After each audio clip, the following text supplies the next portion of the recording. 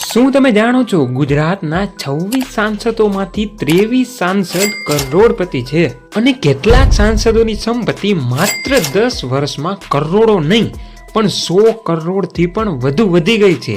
આજે આપણે વાત કરવા જઈ રહ્યા છીએ ગુજરાતના એવા 8 સાંસદોની જેઓની સંપત્તિ વર્ષ 2014 થી વર્ષ 2024ની વચ્ચે કરોડો અબજો રૂપિયા વધી ગઈ છે. કોની સંપત્તિ સૌથી વધુ વધી અને કોની સંપત્તિ ઘટી ગઈ, આ બધું જાણવા માટે આજનો વિડીયો અંત સુધી જોજો. તો વિડીયોને શરૂ કરીએ.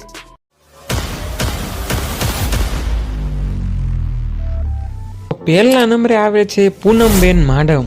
પૂનમબેન જામનગર બેઠક ઉપરથી ભાજપના સાંસદ છે. પૂનમબેન માડમ સતત 2014થી ત્રીજી વખત સાંસદ બન્યા. એ પહેલા તે એમએલએ હતા, પરંતુ 2014માં પૂનમબેનની સંપત્તિ 17 કરોડ રૂપિયાની હતી અને એ સંપત્તિ 2024માં વધીને 147 કરોડની થઈ ગઈ. એટલે કે 10 વર્ષમાં પૂનમબેન માડમની સંપત્તિ 747% સુધી વધી ગઈ. હવે બીજા નંબર પર વાત કરીએ વિનોદભાઈ ચાવડાની. તો વિનોદભાઈ ચાવડા કચ્છ બેઠક ઉપરથી ભાજપના જ સાંસદ છે. 46 વર્ષના વિનોદભાઈની સંપત્તિ વર્ષ 2014માં ફક્ત 56 લાખ રૂપિયાની હતી, પરંતુ 2024માં આ સંપત્તિ વધીને 7 કરોડ રૂપિયાની થઈ ગઈ.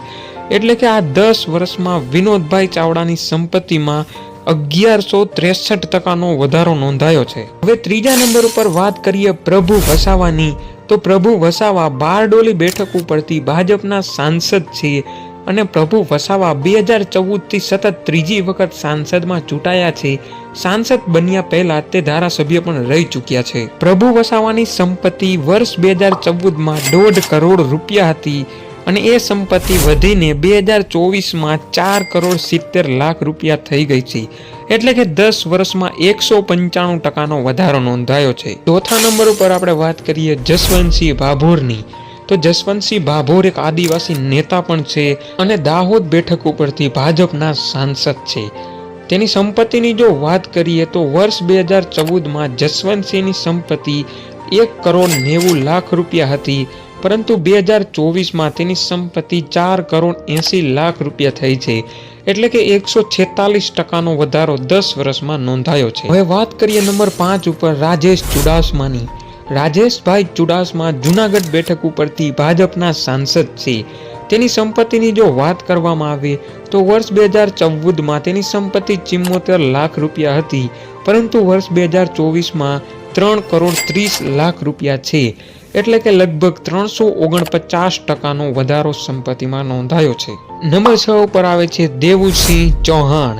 તો દેવુસિંહ ખેડા બેઠક ઉપરથી ભાજપના સાંસદ છે અને વર્ષ 2014માં તેની સંપત્તિ 94 લાખ રૂપિયા હતી, પરંતુ 2024માં તે સંપત્તિ 3 કરોડ 40 લાખ થઈ ગઈ છે. એટલે કે 271% વધારો નોંધાયો છે. હવે 7 નંબર ઉપર આવે છે મનસુખભાઈ વસાવા.